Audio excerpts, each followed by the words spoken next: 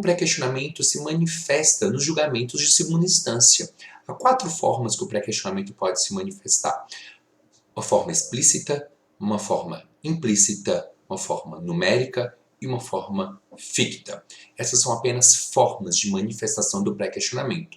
Em qualquer desses casos, há o pré-questionamento, mas precisamos identificar qual é a forma que ele se manifesta, porque isso pode trazer consequências, ok? E vamos então analisar de forma concreta, com exemplos, como isso pode ocorrer.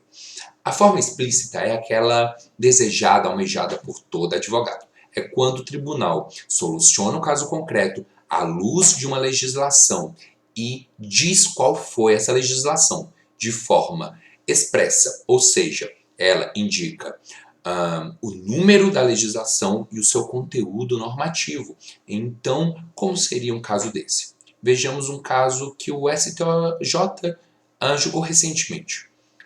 É de 10 anos o prazo prescricional a ser considerado nos casos de reparação civil com base em inadimplemento contratual, aplicando-se o artigo 205 do Código Civil. Pois bem, aqui nós podemos ver que o STJ pacificou a controvérsia aplicando o teor normativo do artigo 205 do Código Civil, que prevê o prazo prescricional de 10 anos. É a primeira frase. E ele aplicou esse conteúdo normativo ao caso concreto, que são os casos de reparação civil com base em inadimplemento contratual. E ao final, além disso tudo, o STJ ainda diz expressamente qual foi o número do dispositivo legal aplicado. Bem, esse é o cenário ideal, esse é o cenário perfeito. Mas, na grande parte das vezes, nós temos nos acordos de segunda instância um pré-questionamento implícito. O que seria o pré-questionamento implícito? É aquele em que o tribunal resolve o caso concreto com base no teor normativo do dispositivo federal, mas não diz qual o número do dispositivo. Vejamos, é de 10 anos o prazo prescricional a ser considerado nos casos de reparação civil com base em inadimplemento contratual. Então, aqui o tribunal não teria dito qual o número do dispositivo, mas aplicou o teor normativo, que é a fixação do prazo prescricional de 10 anos. Bem, nós sabemos que esse comando normativo está ali no artigo 205 do Código Civil, mas o tribunal não disse. Então aqui nós temos uma questão. Qual é a questão? É que a matéria está pré-questionada. A matéria está pré-questionada. Mas muitos advogados se sentem inseguros. Por quê? Porque pode haver erro na aplicação concreta do pré-questionamento, da exigência do pré-questionamento como um pressuposto de admissibilidade do recurso especial. Pode haver erro, tanto dos servidores quanto dos magistrados. Então, os advogados ficam sim com receio, com razão. E muitas vezes eles opõem embargos declaratórios para que o tribunal se manifeste sobre aquele número do dispositivo aplicado, do comando normativo aplicado no acórdão. E isso é o que se denomina pré-questionamento numérico. O pré-questionamento numérico, ele é quando o advogado pede para o tribunal se manifestar numericamente sobre aquele dispositivo que foi aplicado já no caso concreto. Bem, algumas vezes, alguns tribunais respondem os embargos de declaração dos advogados, julgando procedente e manifestando-se com a expressão numérica dos dispositivos. Mas grande parte dos tribunais rejeitam os embargos declaratórios sem sequer conhecê-los. O que o STJ diz? O STJ diz que o pré-questionamento numérico não é necessário. Por quê? Porque geralmente ele acontece quando já há o pré-questionamento implícito, ok?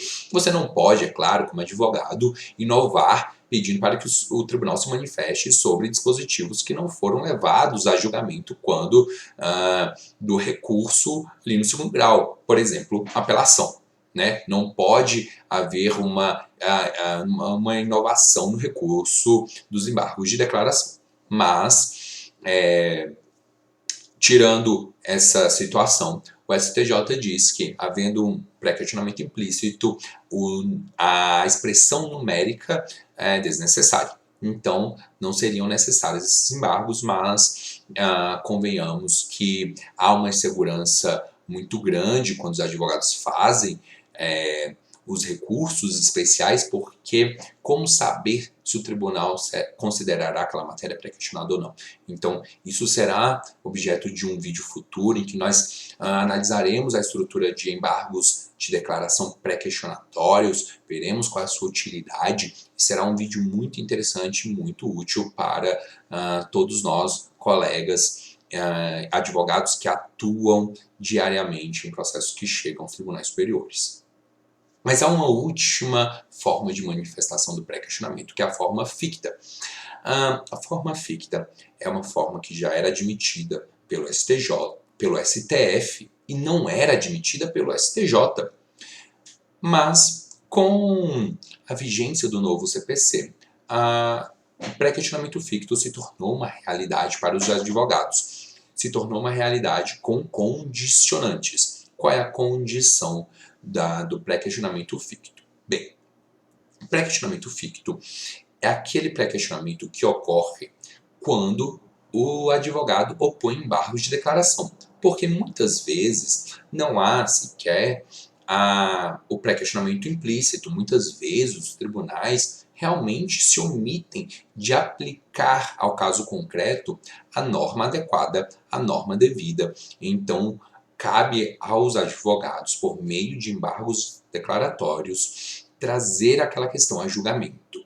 Então, quando os advogados veiculam esse objeto nos embargos declaratórios, o que o artigo 1025 do Código de Processo Civil diz é o seguinte: essa matéria veiculada nos embargos declaratórios será considerada pré-questionada se o Tribunal Superior considerar que realmente houve omissão do Tribunal de Segundo Grau. Ou seja, realmente precisa ter havido uma omissão do Tribunal ACO para que justifique a oposição de embargos de declaração, e havendo a omissão e havendo a oposição dos embargos, essa matéria vai ser considerada pré-questionada, ainda que não haja julgamento, ainda que não haja acolhimento desses embargos, ok? Mas para isso, no recurso especial, o advogado precisa alegar violação ao artigo 1022 do CPC ou ao artigo 619 do CPP, para que o Tribunal Superior, no caso específico o STJ, reconheça a omissão. Isso é um requisito muito importante.